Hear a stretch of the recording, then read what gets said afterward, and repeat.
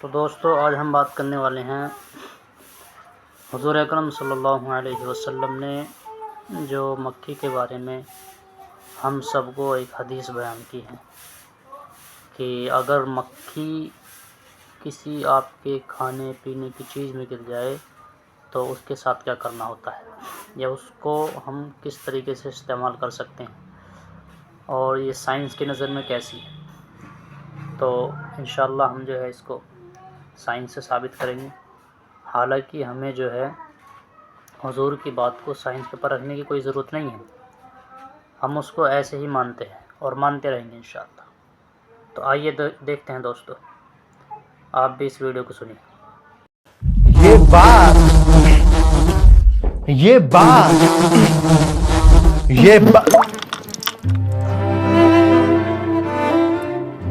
اب باتیں بعد میں ہوں گی، آپ پہلے مجھے یہ بتائیے کہ مجھے اصل میں اپنی اس چائے کا کرنا کیا ہے۔ اپنے پاس 3 آپشن ہیں۔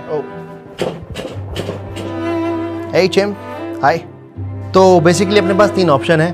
پہلا آپشن تو یہ ہے کہ میں اس چائے کو پھینک دوں۔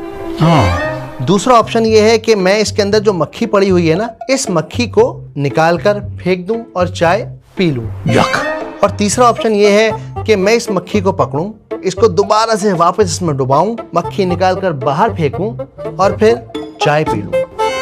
توبہ ہے۔ اب میں آپ سے جاننا چاہتا ہوں کہ آپ اپنے کامنٹ سیکشن میں بتائیے مجھے جا کر کہ مجھے اصل میں کون سا آپشن چوز کرنا چاہیے۔ تم کیا کہتے ہو چیم؟ اوپس، اس نے تو مکھی کے ساتھ ہی پی لی۔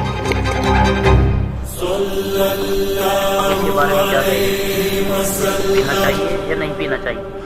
اس چائے کو پینے سے پہلے جب میں کچھ حدیثوں کی تلاش کرتا ہوں تب مجھے پتہ چلتا ہے کہ حضرت ابو ہریرہ رضی اللہ تعالیٰ عنہ سے نریٹڈ ہمیں ایک 100% اوتھینٹک حدیث ملتی ہے جو بتاتی ہے کہ اگر آپ کے پینے کی چیز میں کوئی مکھی گر جائے تو اس مکھی کو پوری طرح سے اس پینے کی چیز میں ڈبا دیجئے اور پھر نکال کر واپس پھینک دیجئے، کیونکہ اس کے ایک پنکھ میں بیماری ہے اور دوسرے پنکھ میں شفا ہے۔ اوکے، تو اب یہ بات بالکل کلیئر ہو چکی ہے کہ اس مکھی کو اس چائے کے اندر پورا ڈبونا ہے، پھر اسے نکال کر باہر پھینکنا ہے اور پھر اس چائے کو پی لینا ہے۔ سننے میں تھوڑا گھنونا لگتا ہے نا، اسپیشلی آج کے 21 سینچری مائنڈ سیٹ سے پڑھیں تو لگتا ہے ویٹ، اسلام ہمیں گندا پانی پینے کو کہہ رہا ہے۔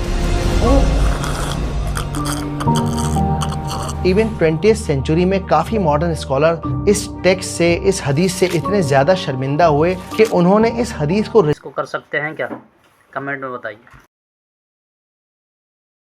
اسلامک اسکالرز کے پاس ایسی مشکل حدیثوں کو، نریشنز کو سمجھنے کی ایک پوری سائنس تھی جسے ہم مشکل الحدیث کہتے ہیں۔ یہ سائنس بیسیکلی مشکل حدیثوں کو ڈیکوڈ کرنے کا ایک آسان سا فارمولا ہے، اور آج میں اور آپ اس فارمولے کے ذریعے یہ جانیں گے کہ بھائی اس مکھی کو اللہ کے رسول صلی اللہ علیہ وآلہ وسلم نے اس چائے میں ڈبونے کا حکم کیوں دیا ہے۔ تو جیسا کہ آپ اس مکھی کو دیکھ سکتے ہیں، اب یہ بات تو کلیئر ہو گئی ہے کہ بھائی اس کو ڈباؤ، نکالو، پھینک دو اور چائے کو پی لو۔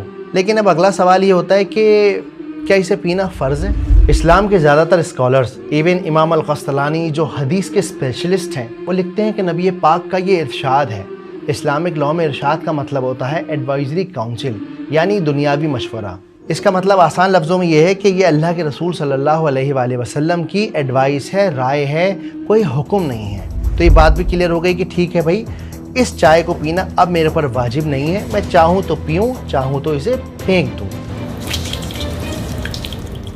لیکن اب یہاں پر ایک بہت امپورٹنٹ سوال کھڑا ہوتا ہے کہ اگر اس کو پھینک سکتے ہیں تو پھر اللہ کے نبی صلی اللہ علیہ وآلہ وسلم نے ہمیں ایسی بات ہی کیوں بتائی جس کو سننے میں بھی تھوڑی سی گھن آ رہی ہے؟ اس کے لیے ہمیں تقریباً 1400 سال پہلے عربیہ میں جانا ہوگا، اور جب ہم عربیہ کے 7 سینچری میں پہنچیں گے تب آپ دیکھیں گے کہ لوگوں کے پاس کھانے کے لیے بہت تھوڑا ہے، کئی دنوں تک لوگ کھجور پر زندہ ہیں، پینے کا پانی دور دراز علاقوں سے لانا ہوتا ہے، اور اس دور میں اگر سالن یا پانی کے برتن میں ایک مکھی بھی گر جائے اور نبی پاک اسے پھینکنے کا حکم دے دیں، پھر تو عربیہ کے اندر بھوکمری پھیل جائے گی، پوری کی پوری کمیونٹیز بھوکی مر جائیں گی۔ تو اگر آپ غور کریں گے تو یہ اللہ سبحانہ و تعالیٰ کا ایک بہت بڑا رحم ہے کہ اس نے لوگوں کے لیے یہ حکم جاری کر رکھا ہے کہ اگر آپ کے کھانے میں کوئی ایسی کیڑا ایسی چیز گر جائے جس کے اندر فلوئنگ بلڈ نہیں ہوتا، جیسے تتلی ہے، مکھی ہے، چیٹی ہے، مدھو مکھی ہے، مچھر ہے، تو ان چیزوں کے گرنے سے آپ کا کھانا ناجس نہیں ہوتا بلکہ وہ پورا کا پورا پیور رہتا ہے۔ اب اس کی وجہ سے ان علاقوں میں جہاں بہت زیادہ مکھی مچھر ہوتے ہیں، کھانے کی بہت زیادہ کمی ہے، وہاں پر لوگ بھوک مری سے بچ جائیں گے، وہ کمیونٹیز زندہ رہیں گی، اپنے کھانے کا استعمال کر سکیں گی، اسے کھا سکیں گی۔ اب آتے ہیں اس حدیث کے سب سے زیادہ فیمس حصے پر کہ بھائی یہ کیا بات ہوئی کہ اس مکھی کے ایک پر میں تو بیماری ہے اور دوسرے پر میں شفا موجود ہے۔ اس بات کو سمجھنے کے لیے میں تھوڑی دیر کے لیے اس مکھی کو اس کپ سے نکال لیتا ہوں اور پھر میں اسے ایک مائکروسکوپ کے نیچے رکھ کر دیکھتا ہوں، اور جب ہم اسے مائکروسکوپ کے نیچے رکھ کر سائنس کی روشنی میں دیکھتے ہیں تب پتہ چلتا ہے 1927 میں راکفیلر فاؤنڈیشن کی ایک اسٹڈی نے بتایا مکھیوں کے اندر ایسے کیٹانو بنتے ہیں جو بیماریوں کو پھیلانے کا کام کرتے ہیں، اور حال ہی میں کچھ سال پہلے کنگ عبدالعزیز یونیورسٹی یعنی سعودیہ کے اندر 4 ایکسپیریمنٹ کیے گئے تاکہ اس حدیث کو سائنس کی روشنی میں ویریفائی کیا جا سکے۔ ان 4 ٹیسٹ میں انہوں نے دیکھا کہ پہلے ایکسپیریمنٹ میں مکھی گری پر پوری طرح ڈوبی نہیں۔ اس میں ہوا کیا کہ بہت تیزی سے بیکٹیریا کی گروتھ ہونے لگی۔ ایکسپیریمنٹ 2 میں دیکھا گیا کہ مکھی کو لیکوڈ کے اندر ایک بار ڈبویا گیا جس سے بیکٹیریا کی گروتھ میں رکاوٹ آئی، یعنی جتنے بیکٹیریا بننے تھے بن گئے اور ڈوبتے ہی بیکٹیریا بننا بند ہو گئے۔ تیسرے ایکسپیریمنٹ میں دیکھا گیا کہ مکھی کو 2 بار ڈبویا گیا اور بیکٹیریا کی جو کالونیز بن رہی تھیں وہ ویک ہونے لگی، کم بننے لگی۔ اور کمال کی بات یہ ہے کہ جب اس مکھی کو اس لیکوڈ کے اندر 3 بار ڈبویا گیا تو یہ بات ثابت ہو گئی کہ پیتھوجنز یعنی کہ وہ جرم جو بیماری پھیلاتے ہیں وہ کمپلیٹلی نیوٹرلائز ہو گئے، ختم ہو گئے۔ یعنی آج ماڈرن سائنس بھی اس بات کو پروف کرتی ہے کہ بھائی مکھی کے ایک پر میں بیماری ہے اور دوسرے پر میں اس کا اینٹیڈوٹ ہے یعنی دوائی ہے۔ ہم اور آپ سب اس بات کو سمجھتے ہیں اور جانتے ہیں کہ رسول اللہ صلی اللہ علیہ وآلہ وسلم کی بات پر یقین کرنے کے لیے ہمیں کسی سائنس کی ضرورت نہیں ہے، اور شاید اسی وجہ سے آج سے 1000 سال پہلے جب نہ سائنس تھی نہ مائکروسکوپ تھا، اسلام کے بڑے بڑے عالموں نے اپنے رات اور دن ان حدیثوں پر لگا دیے، ریسرچ کری، غور و فکر کیا اور ان حدیثوں کا ایک بہترین سائیکولوجیکل اور اسپریچول میننگ نکالا۔ امام ابن حجر لکھتے ہیں کہ اس حدیث میں جس زہر یا بیماری کی بات ہو رہی ہے وہ اصل میں انسان کے گھمنڈ اور اکڑ یعنی تکبر کی بات ہو رہی ہے۔ آپ خود اس بات کو سوچ کر دیکھیے کہ جب ہماری چائے میں کوئی مکھی گر جاتی ہے تو ہم کیا کہتے ہیں؟ اب میں اسے پیوں گا اس گندی چیز کو، اور ہم اس رزق کو برباد کر دیتے ہیں، وہ رزق جو شاید کئی ہزار لاکھوں لوگوں کو نصیب بھی نہیں ہے۔ اور شاید اگر آپ بہت برے حال میں ہوں، پیاس سے تڑپ رہے ہوں اور صرف یہی ایک پیالہ ہو پینے کے لیے، تو اس کے اندر مکھی کیا ہاتھی بھی گر جائے تو بھی آپ پی لیں گے۔ قدرہ حسین ابراہیم اب بھی اپنے 2 سال کے بیٹے کے غم میں ڈوبی ہوئی ہیں۔ وہ کہتی ہیں کہ 3 مہینے پہلے اس کی موت صرف اس لیے ہو گئی کیونکہ اسے بھر پیٹ کھانا نہیں مل پایا۔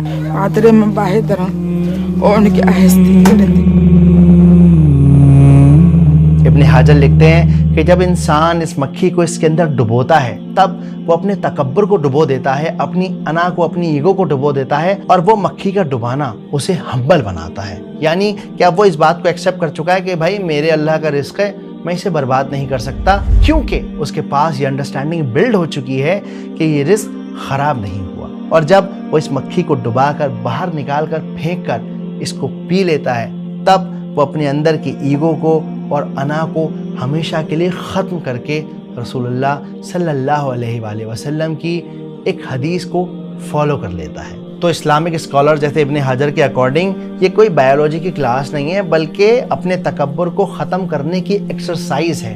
امام الخطابی کہتے ہیں کہ اللہ سبحانہ و تعالیٰ نے اس دنیا میں ہر چیز کو اپوزٹ کے ساتھ کریٹ کیا ہے، جیسے ٹھنڈ ہے تو گرمی ہے، سوکھا ہے تو بارش ہے، اور جب اللہ تعالیٰ نیچرل ورلڈ کے اندر اتنے زیادہ ایکسٹریم اپوزٹس کو ملا سکتا ہے تو پھر یہ بات بالکل بالکل بالکل پاسبل ہے کہ اللہ سبحانہ و تعالیٰ ایک ہی آرگنزم کے اندر زہر اور اینٹیڈوٹ دونوں بنا دے۔ تو اگلی بار جب آپ کو کوئی حدیث یا قرآن کی کوئی بات سمجھنا آئے نا تو اسے فوراً کینسل مت کر دیجئے، بلکہ تھوڑا رکیے، ذرا سوچئے، تھوڑا سا ان کتابوں کی تلاش کیجئے جس میں ہمارے علماؤں نے بے انتہا محنت کی ہے اور تب جا کر ان حدیثوں کے پیچھے کی انڈرسٹینڈنگ کو نکالا ہے۔ اور جب آپ ایسا کریں گے تو انشاءاللہ تعالیٰ آپ اس دنیا کے کینسل کلچر والے سسٹم سے بہت الگ ہو جائیں گے، تھوڑے عقل والے ہو جائیں گے، تھوڑے انٹلیکچل ہو جائیں گے۔ آج وہ دور چل رہا ہے جہاں پر کوئی بات سمجھ میں نہیں آئی فوراً اسے نکار دیا، اسے جھٹلا دیا۔ کوئی چیز ہمیں پسند نہیں آئی فوراً اسے کہہ دیا ارے یہ تو فالتو کی باتیں ہیں، ایسا کچھ نہیں ہوتا ہے۔ کسی صاحب کو ایک حدیث پتہ چل گئی، اس کے پیچھے کا مطلب نہیں جانا اور اب ہر جگہ گانا شروع کر دیا عورتیں سب سے زیادہ جہنم میں جائیں گی۔ لیکن سب سے زیادہ اس بات کی ضرورت ہے کہ کیا آپ نے اس حدیث کو ڈیکوڈ کیا؟ کیا آپ نے اس حدیث کے پیچھے کی وجہ کو جانا؟ اور جب آپ ان چیزوں کو جاننے کی کوشش کریں گے تب آپ کو اندازہ ہوگا کہ آپ کے نبی اور میرے پیارے رسول اللہ صلی اللہ علیہ وآلہ وسلم کتنے دور اندیش تھے، کتنے رحم والے تھے، اور انہوں نے ہمیشہ امت کے بھلے کے لیے ہی سوچا۔ وہ امت جو آج بے انتہا گمراہ ہے اسے جہنم کی آگ سے بچا کر جنت تک لے جایا جا سکے۔ تو آئیے اس ذوالحجہ میں اور آپ اپنے آپ کو سدھاریں، کچھ نیا سیکھیں، کچھ نیا جانیں۔ پچھلے بتائیے کہ آج آپ نے کچھ نیا سیکھا یا نہیں سیکھا، آپ کی سوچ بدلی یا نہیں بدلی۔ جب تک آپ کامنٹ کر رہے ہیں میں اس مکھی کو ڈبا کر اس چائے کو پی لیتا ہوں۔ جزاکم اللہ خیر، السلام علیکم۔ تو دوستو یہ تھی ہمارے حضور پاک صلی اللہ علیہ وسلم کی تعلیمات کہ وہ یہ چاہتے تھے کہ اللہ کا دیا ہوا رزق خراب نہیں ہونا چاہیے، وہ استعمال ہو جانا چاہیے۔ اور دوسری بات یہ تھی جو اس ویڈیو میں ہم نے سنی کہ بھئی اگر اس طریقے سے ہم کھاتے ہیں یا دسترخوان پر گرا ہوا ہم کھانا کھا لیتے ہیں تو اس سے ہمارا تکبر ختم ہوتا ہے، ہمارے اندر کا جو ایگو ہے، جو انا کہتے ہیں جس کو کہ میں نہیں میں ہوں، وہ میں ختم ہوتی ہے۔ تو اس لیے میرے دوستو حضور پاک صلی اللہ علیہ وسلم کی تعلیمات پر ہم سب عمل کریں، اس کا ارادہ کریں، انشاءاللہ بہت فائدہ ہوگا۔